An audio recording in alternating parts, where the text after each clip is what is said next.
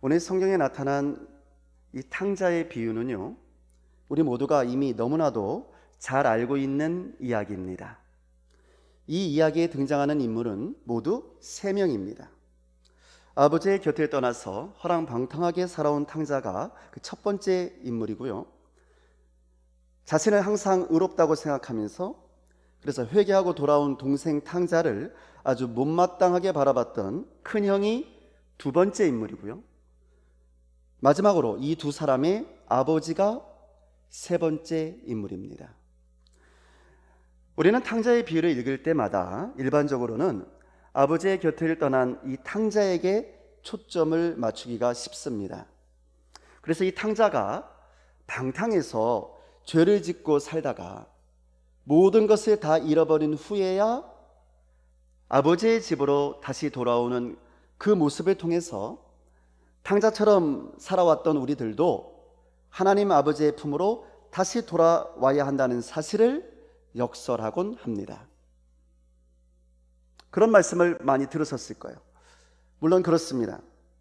탕자의 비유를 통해서 예수께서 우리에게 주시고자 하시는 중요한 메시지 가운데 하나는 죄인된 우리들도 돌아온 탕자처럼 주님께로 다시 아버지께로 돌아와야 한다는 말씀임에 분명합니다.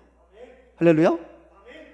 그러나 저는 오늘 이 말씀을, 오늘 본문 말씀을 깊이 묵상하면서 이 탕자의 비유가 주는 또 다른 중요한 메시지 하나를 발견할 수가 있었습니다. 그것은요, 이 탕자의 비유 속에 등장하는 이 세 인물의 속성 모두가 우리 안에 이미 존재하고 있다는 사실입니다. 다시 말씀드리면 우리 안에 탕자의 모습도 있고요, 또한 매정한 큰형의 모습도 있고요, 더 놀라운 것은 탕자를 기다리는 자상한 아버지의 모습 또한 우리 안에 있다는 사실입니다. 보세요 여러분, 실제로 우리 안에 탕자의 모습이 있지 않습니까? 조그마한 유혹에도 쉽게 흔들려 버리고 세상의 쾌락에 쉽게 빠져버리는 우리들이 아닙니까? 그래서 때로는 하나님 아버지의 곁을 떠나서 그냥 내 마음대로 간섭받지 않고 말이죠, 내 욕심대로 육체적 쾌락 가운데서 살고 싶은 이 탕자의 마음이 우리들에게도 있습니다. 그러다가 고난과 역경을 만나서 모든 것을 잃게 되면 그제서야 정신을 차리고 나를 사랑해 주셨던 하나님 아버지를 겨우겨우 기억해서 아버지께로 돌아오는 모습이 바로 여러분과 저의 모습이 아닙니까? 자, 그러나 여러분, 그러한 탕자의 모습만이 우리에게 있습니까? 아니요, 그렇지 않습니다. 여러분, 우리에게는 모든 면에서 바르게 살고자 있었던 이 큰형의 모습도 남아있거든요. 사실 우리가 탕자처럼 항상 그렇게 엉망으로만 살아왔던 것은 아닙니다. 우리도 큰형처럼 바른 생활 사나이가 되어서 하나님 아버지의 말씀도 잘 듣고 아버지가 시키는 대로 그렇게 열심히 살아온 적도 많이 있었습니다. 그래서 때로는 아버지의 말을 잘 듣지 않는 그런 탕자 같은 사람들을 비판하기도 했고요, 정죄하기도 했습니다. 마치 내가 무슨 큰 의인이라도 되는 것 같은 그런 착각에 빠져서 말입니다. 그래서 어쩌면 우리도 이 탕자의 형처럼 탕자 같은 죄인들에게 과분한 은혜를 베풀어 주시는 하나님 아버지께 어떻게 그럴 수가 있느냐고, 하나님, 나처럼 이렇게 열심히 신앙생활을 해온 사람하고 어떻게 저렇게 죄를 짓고 이제서 겨우 정신을 차린 저 사람하고 똑같이 대우하실 수가 있느냐고, 우리 하나님 아버지께 항변한 적도 있었는지 모릅니다. 근데 여러분, 이런 일들보다도요, 더 놀라운 사실이 있어요. 그것은 바로 우리 안에 아버지의 속성도 함께 존재하고 있다는 사실이에요. 우리 안에 탕자의 비유 속에 나타난 아버지 하나님의 속성이 있다는 겁니다. 우리 안에. 믿습니까? 제가 우리 안에 하나님 아버지의 속성이 있다고 말씀드리니까 혹시 신성모독을 한다고 생각하시나요? 아니요. 여러분, 그렇지 않습니다. 왜냐하면 성경이 이렇게 증언하고 있기 때문입니다. 창세기 1장 26절과 27절을 보시면 화면에 보이는데요, 제가 읽어드리겠습니다. 하나님이 이르시되 우리의 형상을 따라 우리의 모양대로 우리가 사람을 만들고 그들로 바다의 물고기와 하늘의 새와 가축과 온 땅과 땅에 기는 모든 것을 다스리게 하자 하시고, 하나님이 자기 형상 곧 하나님의 형상대로 사람을 창조하시되 남자와 여자를 창조하시고. 아멘. 그렇습니다. 여러분, 우리 인간들은요, 다른 창조물들, 다른 피조물들과는 전혀 달리 하나님의 형상대로 창조된 줄로 믿습니다. 여러분, 하나님의 형상이 무엇을 뜻합니까? 하나님의 모습이에요. 그러나 여러분, 하나님은 육체가 아니시거든요. 성경은 말하기를 하나님은 영이시니 예배하는 자가 신령과 진정으로 예배할지니라 라고 말씀하셨거든요. 하나님은 영이시라고.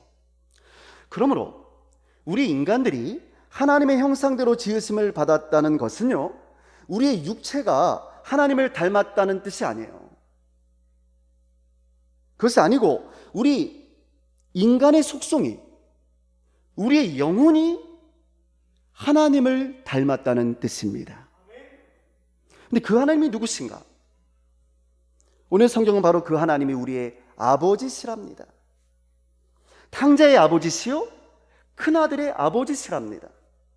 그러므로 이제 하나님을 닮은 우리들에게도 이 아버지 하나님의 모습이 여전히 남아있는 것은 어쩌면 당연한 일이 아니겠습니까? 자, 그렇다면 오늘 이 탕자의 비유 속에 나타난 아버지의 모습은 어떤 모습이었는지 한번 살펴보겠습니다. 자, 먼저 20절을 보시면요, 탕자가 집으로 돌아오는데 아버지가 그를 측은히 여겨 달려가서 목을 안고 입을 맞추었다라고 말하고 있어요. 그러니까 죄를 짓고서 감히 아버지를 뵐 면목이 없어서 고개를 푹 숙이고 돌아오는 탕자를 이 아버지가 측은히 여겨주셨답니다. 그러니까 불쌍히 여겨주신 것이죠. 성경은 이렇게 측은히 여겨주는 마음, 불쌍히 여겨주는 마음이야말로 바로 아버지의 마음이랍니다. 아버지는요, 돌아오는 아들을 책망하지 않아요. 그것 보라고, 이 아버지의 말을 안 들었으니 너 그렇게 된 거 아니냐고 아들의 잘못을 지적하려고도 하지 않습니다. 단지 아버지는 그 아들을 불쌍히 여겼습니다. 그 아들을 측은히 여겨 주었습니다. 성도 여러분, 바로 여기에 우리의 희망이 있지 않습니까? 하나님께서 여러분과 저를 불쌍히 여겨주지 않으셨다면 우리 가운데 그 누가 감히 하나님께로 올 자가 있겠습니까? 그러므로 하나님 아버지께서는 우리가 죄를 짓고 방황할 때도 여전히 우리를 불쌍히 여겨주시고 우리가 돌아오기만을 기다려주시는 참 좋으신 우리의 아버지이신 줄로 믿습니다. 두 번째로 22절을 보시면요, 아버지는 돌아온 탕자에게 제일 좋은 옷을 입혀주랍니다. 손에 가락지도 끼워주고요, 발에 신도 신겨주고 살진 송아지를 잡아서 잔치를 벌려주랍니다. 근데 이것이 바로 우리 아버지의 마음이랍니다. 자신을 배신하고 도망가가지고 자기 마음대로 살다가 재산 다 탕진하고, 이게 뭐 자기 재산인가요? 아버지 재산이었거든요. 그 아버지의 재산까지 다 탕진하고 정말 형편없는 모습으로 돌아왔지만 여전히 그 못난 자식을 자신의 아들로 인정해주고 제일 좋은 옷을 입혀주신 분이 바로 우리의 아버지이신 줄로 믿습니다. 그분이 우리가 믿는 아버지 하나님이시라 그 말이에요. 저는 오늘 이 성경 본문을 읽으면서요, 이 제일 좋은 옷을 입혀주라는 말씀에 큰 은혜를 받습니다. 아니, 아버지의 재산을 이미 다 분배받아서 다 탕진하고 돌아온 사람에게 그냥 옷도 아니고요, 제일 좋은 옷을 입혀주다니요. 아니, 그것도 모자라서 손에 가락지를 끼워준다고요? 여러분, 이것은 이 돌아온 죄인 탕자를 여전히 당신의 아들로 인정해 주신다는 말씀이 아닙니까? 여전히 너는 내 아들이야, 이 뜻이거든요. 너는 나의 종이 아니라 너는 나의 아들이야. 저는 바로 이것이 아들을 사랑하시는 우리 하나님 아버지의 사랑의 마음인 줄로 믿습니다. 죄인된 우리를 끝까지 기다려주시고 당신의 자녀로 인정해 주시는 그러한 용서의 마음인 것이죠. 마지막 세 번째로 31절을 보시면요, 아버지는 자신을 원망하고 있는 큰 아들에게 이렇게 말해줍니다. 얘야, 너는 항상 나와 함께 있으니 내 것이 다 너의 것이란다. 큰아들은요, 동생 탕자가 돌아오자 돌아온 동생에게 잔치상을 차려주는 아버지를 도무지 이해할 수가 없었습니다. 그래서 자신은 결코 아버지의 명을 어긴 적이 없었다고 자신의 의를 드러내면서 잔치는 나 같은 사람에게 베풀어 주셔야지, 저런 탕자에게 잔치를 베풀어 줄 수 있느냐고 불평하는 마음을 가졌던 것이죠. 자, 그러면 이때 아버지는요, 동생이 살아왔음에도 불구하고 반가워하기는커녕 오히려 불평과 원망만 하고 있는 그 큰아들을 보면서 무슨 생각을 했을까요? 그래도 동생인데, 아무리 그래도 동생인데 자신의 동생을 용납해 주지 않는 이 큰아들의 모습 때문에 아버지의 마음은 많이 아팠을 겁니다. 그러나 그럼에도 불구하고 아버지는 따뜻한 목소리로 이때 큰아들에게, 그 불평하는 큰아들에게요, 이렇게 말해줍니다. 내가 가진 모든 것이 바로 너의 것이 아니냐. 아들아, 내가 가지고 있는 모든 것은 다 너의 것이야 라고 말이죠. 자, 그러나 여러분, 그러면 정말 이 큰 아들은요, 아버지의 모든 명령을 자신의 말처럼 잘 지켜왔던 걸까요? 물론 자신은 잘 지켰다고 생각했을지도 몰라요. 그래, 정말 잘 지켜왔던 걸까요? 정말 큰아들은 아버지의 마음을 제대로 다 알아들이고 아버지가 주신 계명을 다 지켜왔던 것이 맞습니까? 본인은 물론 그렇게 생각하고 있는데 그게 맞습니까? 아니요, 그렇지 않았어요. 이유가 뭡니까? 이유는요, 큰아들이 정말 아버지의 계명을 제대로 지킨 사람이었다면, 그랬다면 지금 이렇게 동생이 살아서 돌아왔는데 불평과 원망을 하고 있지는 않았을 것이기 때문입니다. 아버지가 가장 좋아하는 가장 큰 계명은 뭐였냐면 서로 사랑하라는 것이었거든요. 이게 아버지가 가장 좋아하는 계명이었거든요. 그런데 만약에 이 형이 동생을 아버지의 말씀처럼 그렇게 사랑했다면, 동생이 살아서 돌아왔는데 결코 그렇게 불평을 하지는 않았을 거예요. 오히려 아버지처럼 살아 돌아온 동생을 얼싸안으면서 기뻐 뛰면서 즐거워하는 것이 당연한 일이었어요. 왜? 사랑하니까. 사랑하는 동생이 돌아왔다고 말이에요. 그러므로 어쩌면 이 큰아들은요, 사실은 아버지를 별로 사랑하지도 않았고 동생도 별로 사랑하지 않았으면서 단지 아버지의 그 막대한 재산을 상속받을 그날만을 기다리면서 그저 아버지의 명령을, 아버지의 계명을 그냥 억지로 지키는 척만 하고 있었는지도 모르죠. 그러나 아버지는 그 모든 사실을 아시면서도 이 큰아들에게 은혜를 베풀어 주세요. 그리고 이렇게 말씀하십니다. 아들아, 내 것이 다 너의 것이니 아무 염려하지 마라 라고 말이죠. 집을 떠나지 않고 내 곁에서 나와 함께 해준 너의 모든 수고를 내가 다 알고 있다고 말이에요. 아버지는 겉과 속이 다르면서도 그저 자신의 의를 겉으로 드러내려고만 하는 이 큰아들의 이 허물조차도 따뜻하게 덮어주십니다. 그리고 그에게 오히려 격려와 위로를 해주세요. 그리고 축복을 해주십니다. 내 것이 다 너의 것이라고 말이에요. 여러분, 아버지가 몰라서 그랬었던 걸까요?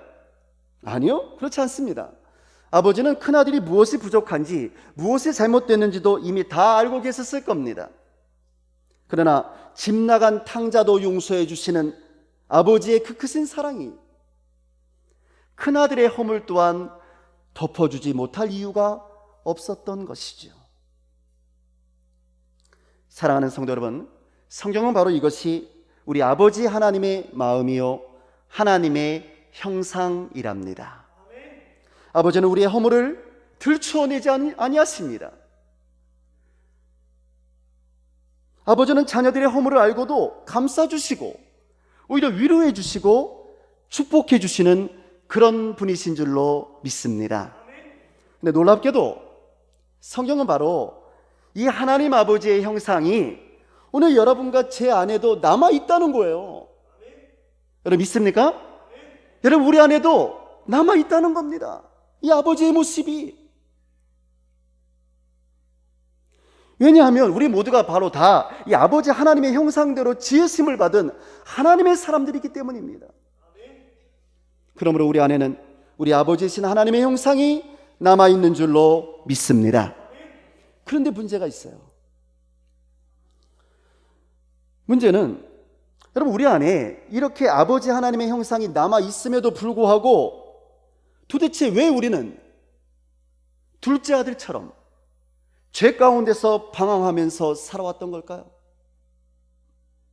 또한 우리는 왜 하나님의 형상이 우리에게 남아있음에도 불구하고 동생을 정죄했던 그 큰아들처럼 그렇게 자기 의에 빠져서 나만의 입장에서 다른 사람들을 그렇게 쉽게 판단하고 정죄하면서 살아왔던 걸까요? 여러분, 그 이유는요, 우리 안에 계신 하나님 아버지의 형상이 우리를 지배하지 못했기 때문입니다. 하나님의 형상이 우리를 지배하지 못하고 하나님 아버지의 그 따스한 형상이, 그 사랑의 형상이, 그 용서의 형상이 우리를 지배하지 못하고 우리 안에 있는 둘째 아들의 모습이, 우리 안에 있는 첫째 아들의 모습이 우리를 지배했기 때문입니다. 우리 안에 있는 이 세 가지 속성들, 탕자와 같은 속성, 큰아들과 같은 속성, 그리고 아버지 하나님의 속성 중에서 이 아버지의 속성이 우리를 지배하지 못했기 때문이죠. 그래서 탕자의 속성이 우리를 지배할 때는요, 우리도 그렇게 탕자처럼 그냥 죄 가운데서 방황하면서 타락한 채로 살아갈 수밖에 없었던 것이고요. 큰아들의 속성이 우리를 지배할 때는 자신이 의인인 것처럼 행세하면서 마치 바리새인처럼 자기 자신의 의에 도취돼서 마치 자기는 모든 계명을 다 지킨 것 같은 그런 착각에 빠져서 다른 사람을 쉽게 판단하고 정죄하면서 살아왔던 겁니다. 그러므로 저는 우리 안에 있는 이 아버지 하나님의 이 사랑의 속성이 우리를 지배할 수 있도록 우리 마음의 주인 자리를, 우리 삶의 주인 자리를 아버지 하나님께 내어드렸으면 좋겠습니다. 자, 그러면 어떻게 해야지 우리가 그렇게 할 수 있는 걸까요? 어떻게 해야지 하나님 아버지의 마음이, 하나님 아버지의 속성이 나를 지배할 수 있는 걸까? 바울은 이에 대해서 이렇게 말했습니다. 갈라디아서 2장 20절 말씀인데요. 내가 그리스도와 함께 십자가에 못 박혔나니 그런즉 이제는 내가 사는 것이 아니요 오직 내 안에 그리스도께서 사시는 것이라. 또한 갈라디아서 5장 24절에서 이렇게 말했습니다. 그리스도 예수의 사람들은 육체와 함께 그 정욕과 탐심을 십자가에 못 박았느니라. 아멘. 그렇습니다. 여러분, 아버지의 속성이, 우리 아버지 하나님의 속성이 나를 지배하게 하기 위해서는요, 우리 안에 있는 탕자의 속성과 이 큰아들의 속성을 예수 그리스도의 십자가에 못 박아 버려야 할 줄로 믿습니다. 그리고 예수를 나의 주인으로 모시는 겁니다. 말만 주인이 아니라 나의 삶 속의 주인으로 모시는 거예요. 그럼 바로 그때부터 우리 안에 하나님 아버지의 그 사랑의 속성이, 그 용서의 속성이, 그 축복의 속성이 우리를 지배하게 될 줄로 믿습니다. 사랑하는 성도 여러분, 오늘은 어버이 주일입니다. 우리는 어버이날 혹은 어버이 주일 하면 자녀들에게 대접을 받고 효도받는 날이라고 생각을 합니다. 그러나 저는 오늘 이 어버이 주일을 맞이해서 우리의 자녀들에게 대접을 받거나 효도를 받는 일도 좋은 일이겠지만 무엇보다도 우리 안에 있는 이 아버지 하나님의 형상을 회복했으면 좋겠습니다. 그래서 우리의 가정에서 아버지는 아버지답게, 어머니는 어머니답게 하나님 아버지의 그 사랑의 형상을 본받아서 우리의 자녀들을 마음껏 사랑하며 용서하며 축복하며 살았으면 좋겠습니다. 우리가 아버지 하나님의 형상을 우리 안에 회복하게 되면요, 그때부터 우리는 우리의 자녀들을 긍휼히 여기는 마음으로 바라볼 수가 있게 될 겁니다. 그러니까 불쌍히 여기는 마음이 생기는 거예요. 우리 안에 우리의 자녀들이 큰 잘못을 했어도 그들에게 제일 좋은 옷을 입혀줄 수 있게 될 것이고요,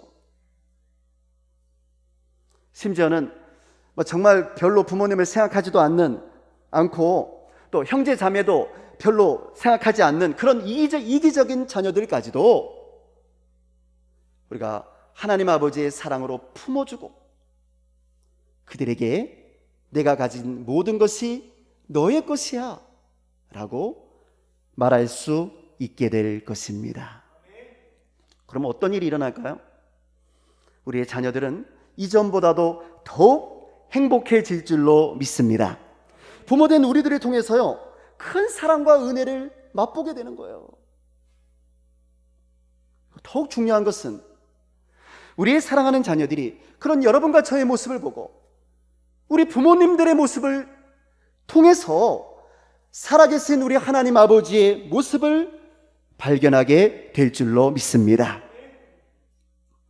우리를 너무나도 사랑하셔서 우리의 모든 허물을 덮어주시고 용서해 주신 우리의 영적인 아버지, 우리 하나님 아버지의 그 한량없는 따스한 사랑과 은혜가 오늘 부모된 저와 여러분 우리 모두에게 더욱 넘쳐나는 복된 어버이 주일이 되시기를 주의 이름으로 축원합니다.